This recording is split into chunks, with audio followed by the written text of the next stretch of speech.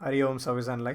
म रजित चमलाका स्वप्न डिजिटलबाट। अनि आज ब्लेन्डरमा केही अब्जेक्ट्सहरू केही इन्ट्रेस्टिङ सेप्सहरू कसरी बनाउने, तर हामीले मोडलिङ टेक्निक्स युज गरेर होइन कि ब्लेन्डरले नै जुन एक्स्ट्रा अब्जेक्ट्सहरू दिएको हुन्छ त्यसलाई नै युज गरेर कसरी सेप्सहरू बनाउने त्यसको बारेमा कुरा गर्दैछु। सो यो सेप्सहरूलाई कम्बाइन गरेर चाहिँ तपाईँले अब इन्ट्रेस्टिङ कुराहरू निकाल्न सक्नुहुन्छ। जस्तै क्यासलहरू भयो होइन, टी पट्सहरू भयो, कपहरू भयो, जे नि बनाउन सकिन्छ क्या। तर मैले यो बनाउनु पछाडिको आइडिया के भन्दाखेरि तपाईँले ब्लेन्डरले जुन एक्स्ट्रा अब्जेक्ट्सहरू पहिले दिएको हुन्छ त्यो त्यो लिएर नि के बनाउन सकिन्छ भनेर तपाईँको माइन्डसेट बनोस् के। सो त्यो चाहिँ यो भिडियोको आइडिया हो। सो पहिला के गरौँ त, फाइल न्यू जेनरल गरौँ हो, यसलाई सेभ गरिदिउँ।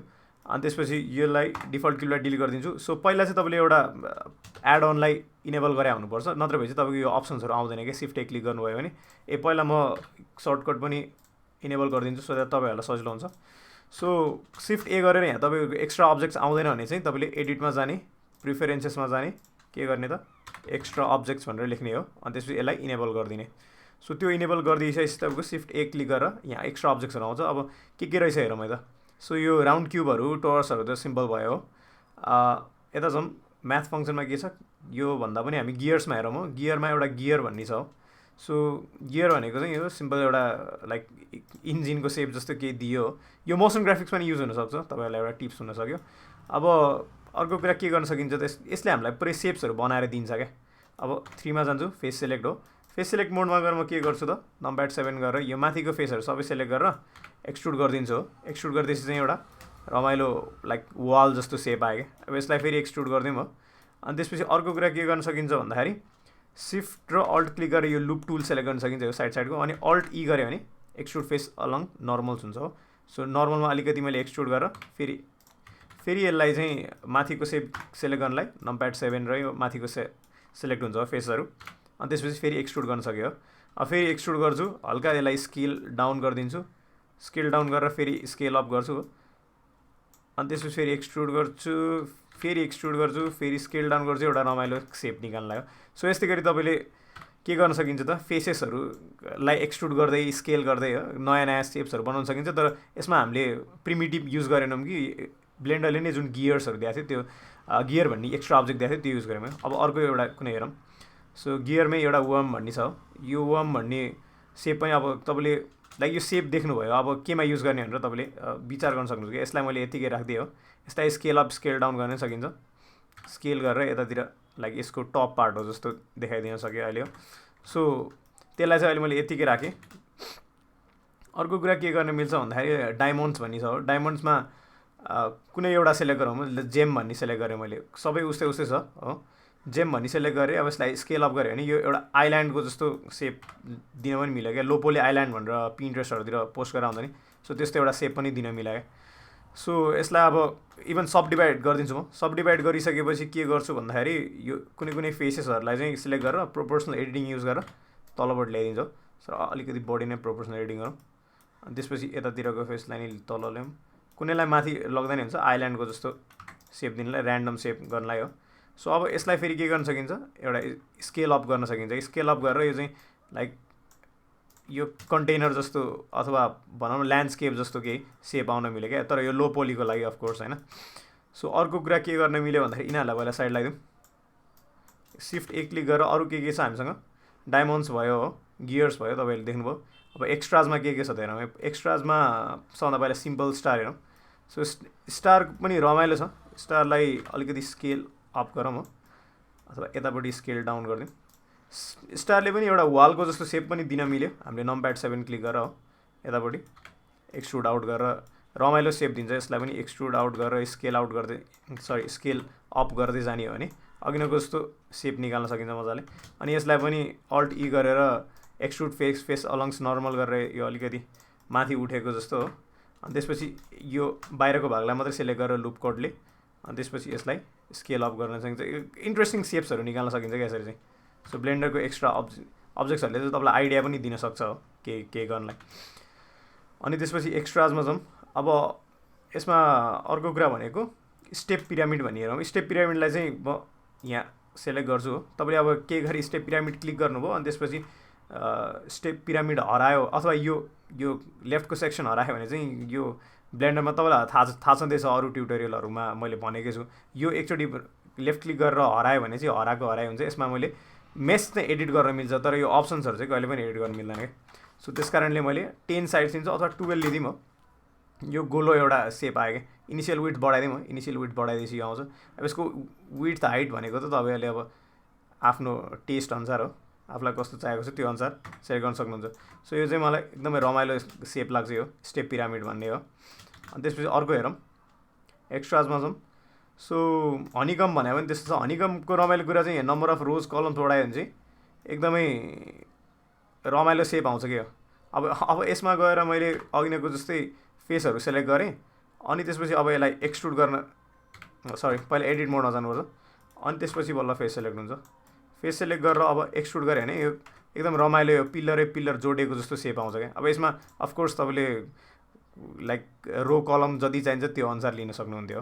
अब यसमा पनि अब अझै फर्दर मलाई एडिट गर्न मन लाग्यो भने म के गर्न सक्छु त, कुनै फेसेसहरू लिन सक्छु, जो यति फेसेसहरू लिन सक्छु। सरी नम्प्याड 7 गर्छु त्यसको लागि, यति फेसेसहरू लिन्छु हो। यति फेसेसहरूलाई मात्रै एक्सट्रुड गरौँ।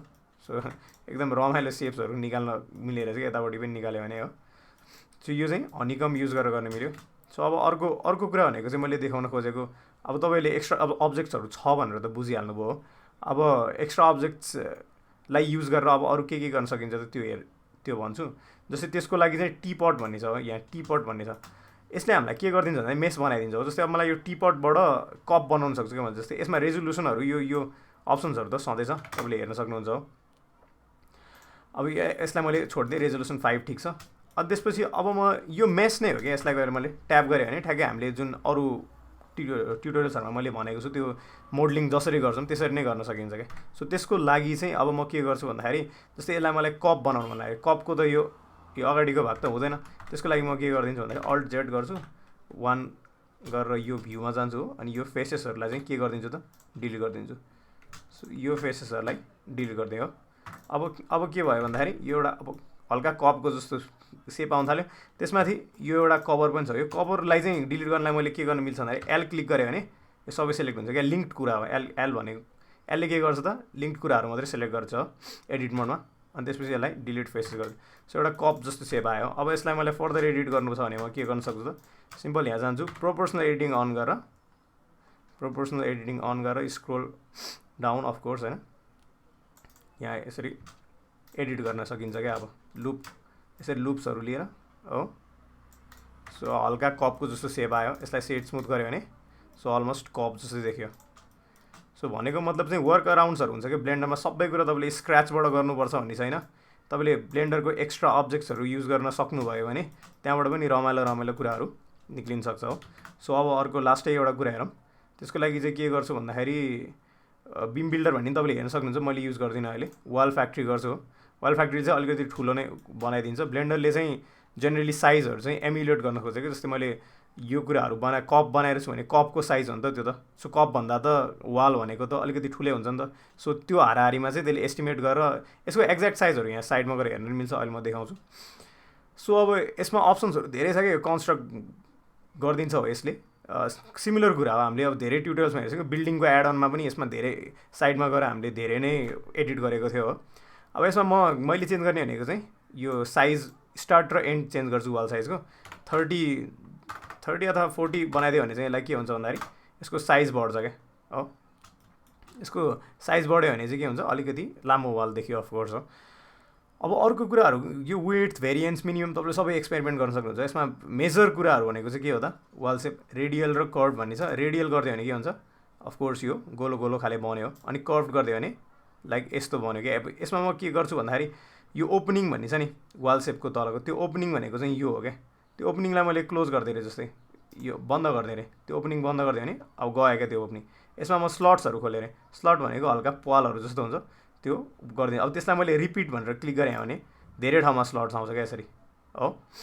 सो यस्तै गरी तपाईँले धेरै यो अप्सन्सहरूसँग खेल्न सक्नुहुन्छ हो। यसलाई पहिला साइड लाउँछु म अलिकति, अनि त्यसपछि फेरि म वाल फ्याक्ट्री नै गर्छु। वाल फ्याक्ट्री नै गर्छु। पुरानो चेन्जेसहरू चाहिँ यसले सेभ गरिदिन्छ। जस्तै अब तपाईँले धेरै कुरा गरिराख्नु भएको छ भने यसको डिफल्ट सेटिङ यसले लोड गर्दैन कि। तपाईँले लास्ट टाइम जे सेटिङ्स गर्नुभएको छ त्यो चाहिँ ब्लेन्डरको एउटा रमाइलो कुरा हो। तर त्यसलाई अहिले मैले हटाइदिन्छु। रेडियल कर्भ स्लट्स हटाइदिन्छु, ओपनिङ अन गर्छु हो। ओपनिङमा रिपिट गरिदियो भने ओपनिङ रिपिट हुन्छ कि तपाईँको वालको साइज जति छ त्यो अनुसार रिपिट हुन्छ। अफकोर्स 30 गरिदियो भने के हुन्छ, यो ओपनिङ्सहरू घट्यो कि। अब त्यो पनि चेन्ज गर्ने मिल्छ, जस्तै ओपनिङको विड्थहरू बढाइदिने घटाइदिने काम चाहिँ यहाँबाट है। ओपनिङको विड्थ, ओपनिङको हाइट बढाइदिने घटाइदिने, अलिक घटाइदिउँ हो, सानो वाल जस्तो मात्रै राख्यौँ। अनि यसलाई अलिकति माथि राख्नु पऱ्यो भने के गर्न सकिन्छ त, बटम भनेर यसरी यता माथि राख्न सकिन्छ। अब यसको इँटाहरूको साइज गर्नु पऱ्यो भने त्यो अफकोर्स तपाईँले अब यहाँ गएर सेटिङ्समा हेरेर सबै कुरा चेन्ज गर्न सक्नुहुन्छ। क्रेनल्स गरिदिउँ, क्रेनल्स गरिदिएपछि माथिपट्टिको यो कुनै कुनै इँटाहरू गएको जस्तो सेप आयो हो। अब यसलाई मैले लेफ्ट क्लिक गरिदिएँ, यतिबाट म सेटिस्फाइड छु। अब यसलाई चाहिँ के गर्न सकिन्छ भन्दा फर्दर एडिट गर्दाखेरि मोडिफायरमा गएर मैले सिम्पल डिफर्म भन्ने, यो मैले पहिला पनि कुरा गरेको छु होला सायद। सिम्पल डिफर्मले चाहिँ लाइक सिम्पल डिफर्म एरेहरू जस्तो मोडिफायरले चाहिँ हामीलाई क्विकली अब्जेक्ट्सहरू बनाउनमा हेल्प गर्छ। जस्तै एरे युज गरे यसकै लाइक मल्टिपल भर्जन चाहियो भने एरे भनेर युज गर्न मिल्थ्यो क्या। त्यसलाई काट्दिएँ अहिले चाहिँ। सिम्पल डिफर्ममा त हामीलाई ट्विस्टहरू चाहियो होइन, बेन्ड चाहियो। बेन्ड पनि 360 डिग्री गरौँ हो, तर यो डिफ्रेन्ट डिरेक्सनमा बेन्ड भयो, यो रड जस्तो देख्यो। तर यसलाई जेटमा गरिदियो भने जेट एक्सिसमा यो मजाले बेन्ड हुन्छ। सो जेट भनेको यो एराउन्ड बेन्ड हुने भएको भएर एउटा लाइक वाल जस्तो देख्यो, धरा राई स्टाइलको भनौँ न। यसलाई अब मैले के गर्ने मिल्छ, फर्दर कन्ट्रोल-C कन्ट्रोल-V गरेर माथि गएर राखिदिने मिल्छ। रोटेट गरिदिउँ, रोटेट गर्दाखेरि चाहिँ यसको एङ्कर पोइन्ट चाहिँ अलिकति साइडमा राख्दै हुन्छ बाई डिफल्ट। किन भन्दाखेरि हामीले वाल फ्याक्ट्री युज गरे हो नि त, वाल फ्याक्ट्री वालको बिचमा थियो अनि बिचको एराउन्ड चाहिँ त्यसलाई मुभ गरे हो, त्यस कारणले एङ्कर पोइन्ट चाहिँ मिल्दैन। अब तर केही फरक पर्दैन, डिटेलमा गएर अथवा जुम इन गरेर यसलाई यसरी यहाँ राख्यो भने ठिक्क साइजमा आउँछ भनौँ न। अब यसलाई पनि मैले त्यस्तै गरी स्केल डाउन गरिदिएँ भने अनि त्यसपछि यसलाई लगेर पहिला यो उसमा जाउँ भ्यूमा, अनि त्यसपछि यहाँ राखिदियो भने के हुन्छ त, यसको लाइक छत जस्तो देखियो हो। अब अफकोर्स इँटाको साइजहरू तपाईँको मिल्दैन भने चाहिँ अब फेरि वाल फ्याक्ट्रीमा जाने हो, सिफ्ट ए गरौँ। अनि त्यसपछि वाल फ्याक्ट्रीमा गएर अब यसको इँटाको साइजहरू मिल्नलाई चाहिँ के गर्न सकिन्छ भन्दाखेरि पहिला रेडियल र कर्भड अन गरौँ हो। हामीले स्केल डाउन गर्दाखेरि के हुन्छ त, यसको इँटाको साइजहरू घट्छ, त्यस कारणले यो इँटाको साइजहरू अलिक ठुलो बनाउनु पऱ्यो क्या। सो त्यस कारणले इँटाको साइजहरू केले ठुलो बनाउँछ यहाँबाट हेर्नु, ग्राउटको थिकनेस होला। सो ग्राउटको थिकनेस बढायो भने नि हुनसक्छ हो, तर भेरिएन्स नि बढाउनुपर्छ होला सायद। सो त्यही अनुसारको हुन्छ। अनि फेरि यसलाई स्केल डाउन गरेर इँटाको साइजहरू मिलेको छ कि छैन तपाईँले त्यसरी चेक गर्न सक्नुहुन्छ हो। सो अब त्यो चाहिँ डिटेलिङको काम भयो। भनेको मतलब हामीले ब्लेन्डरकै एक्स्ट्रा अब्जेक्ट्स युज गरेर चाहिँ धेरै कुरा गर्न मिल्ने रहेछ कि। ब्लेन्डरको एक्स्ट्रा अब्जेक्ट्सलाई नै अब मोडिफाई गर्न थाल्यो भने हामीले जुन स्क्रैचदेखि मोडलिङ गर्नुपर्ने हुन्थ्यो त्यसको एकदमै स्टेप्सहरू त घट्यो नि त। सो त्यस कारणले चाहिँ यो आज धेरै पछि ब्लेन्डरको ट्युटोरियल नि बनाएको थिएँ, अनि त्यस कारणले पनि क्विक रिभिजन टु ब्लेन्डर जस्तो पनि होस् अनि त्यसपछि केही रमाइलो पनि होस् भनेर चाहिँ यो ट्युटोरियल बनाएको। अनि स्वप्न डिजिटललाई सब्सक्राइब गर्नु होला। अनि यस्तै रमाइलो ट्युटोरियल्सहरूको लागि 3D कन्टेन्टहरूको लागि हो अथवा भिडियोग्राफीहरूको ट्युटोरियल्सको लागि चाहिँ स्वप्न डिजिटललाई सब्सक्राइब गर्नु होला। धन्यवाद।